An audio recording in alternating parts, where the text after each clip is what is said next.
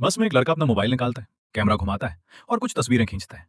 उसने अपनी खींची हुई तस्वीरों को देखा, लेकिन उसे वे कुछ खास नहीं लगी। इसलिए वो आगे बढ़ा और एक लड़की को हेलो कहा। फिर उसने अपनी सीट उस लड़की को दे दी। ऐसा उसने इसलिए किया ताकि वो उसकी कुछ और तस्वीरें ले सके। लड़के को लगा कि उसे कोई देख नहीं रहा है, लेकिन अगले ही पल लड़की अचानक खड़ी हुई और उसकी ओर बढ़ी। उसने कहा, मुझे पता है कि तुमने मेरी तस्वीरें ली हैं।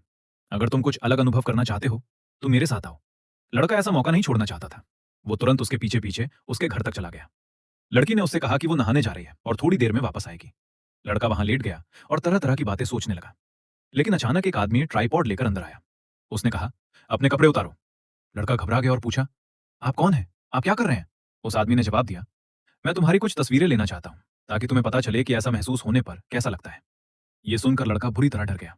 उस आदमी से बचने के लिए वो खिड़की से कूदकर भाग गया। जल्दबाजी में वो अपना फोन वहीं भूल गया।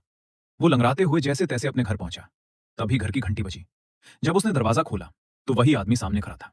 लड़का डर के मारे हिल भी नहीं पा रहा था। उसने दरवाजा बंद करने की कोशिश की, लेकिन उस आदमी ने कहा कि वो सिर्फ उसका फोन लौटाने आया है। इसी बीच लड़के की मां ने खुशी खुशी उस आदमी को अपने जन्मदिन की पार्टी में आमंत्रित कर लिया।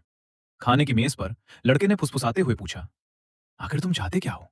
उस आदमी ने मैसेज भेजकर जवाब दिया, मैं तुम्हारी मां की कुछ तस्वीरें लेना चाहता हूं। लड़के ने पूछा, आप मेरे साथ ऐसा क्यों कर रहे हैं?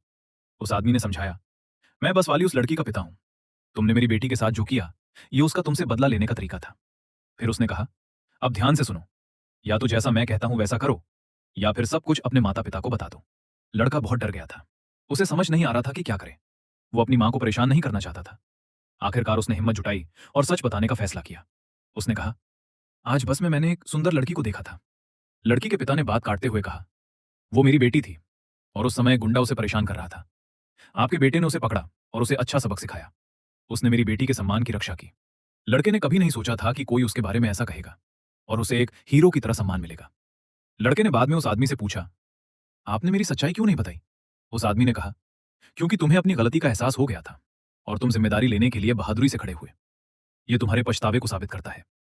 गलती करना डरावना नहीं है, जिम्मेदारी लेने से इनकार करना